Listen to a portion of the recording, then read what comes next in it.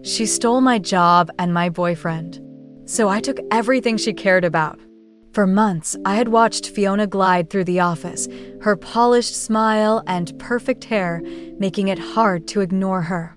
She was ambitious, cunning, and, worst of all, she was beautiful. And while I'd poured my heart into my job at the marketing firm, I never thought I would see my world crumble when she came along. Not only did she steal my job, but she also stole my boyfriend, Ryan. I should have seen the signs. Fiona's flirty nature had always been evident, but I trusted Ryan. When I heard the whispers around the office, caught them in quick embraces, I felt my heart shatter into pieces. Betrayed by both the woman I considered a friend and the man I thought I loved. The day Ryan walked into my apartment to confess, I looked at him and felt a wave of rage and heartbreak wash over me. "You chose her over me?" I spat, the betrayal burning hot in my chest. He tried to explain, but there was nothing to say. Fiona had everything she wanted, and I was left with nothing. But I was determined to get my revenge. I spent weeks plotting, smiling softly at both of them whenever I saw them together, allowing their happiness to fuel my desire for retribution. I had to be patient. I needed to be strategic. I knew Fiona's biggest weakness, her prized possession, her artistically crafted vintage car, a 1968 Mustang that she adored beyond reason. One night, while they were out, I slipped into her garage, armed with a plan and a sense of purpose.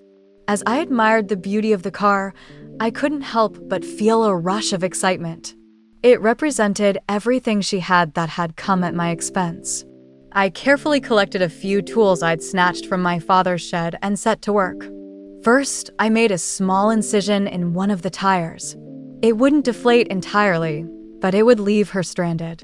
Then I took my time, using my phone flashlight to search the interior.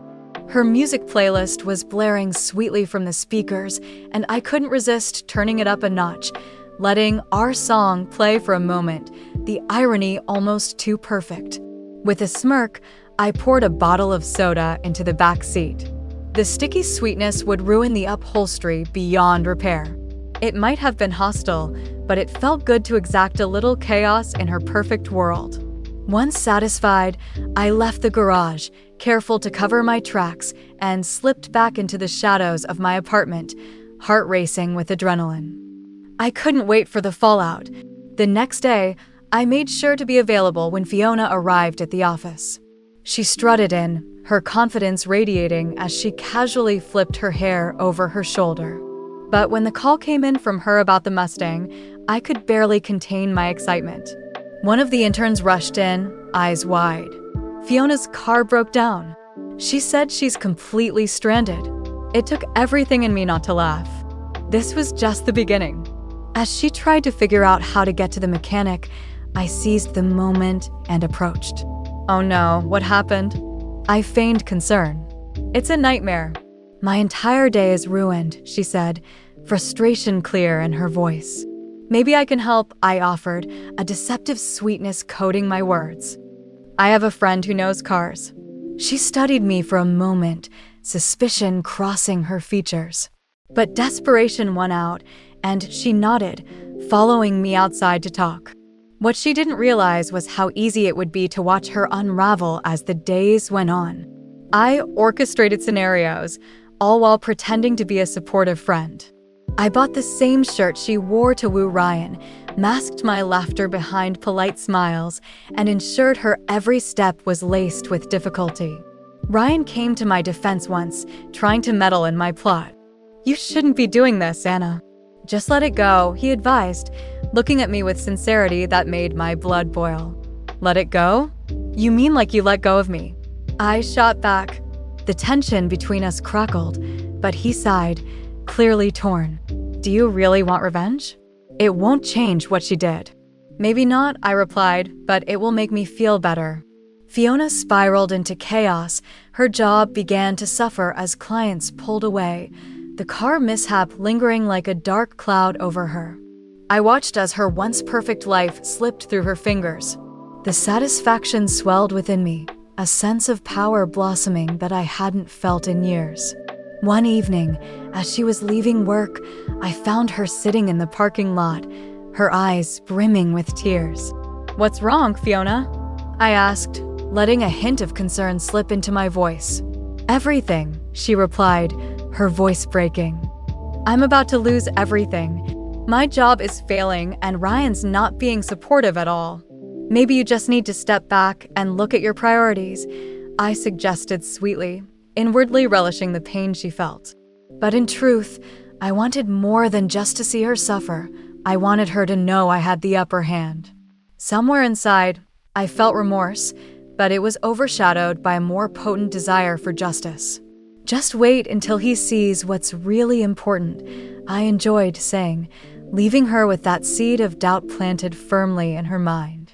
Days turned into weeks, and Fiona's world continued to crumble. Word had gotten around about her failing performance at work, and even Ryan began to distance himself. I advised him to go after a promotion that would put him further away from her.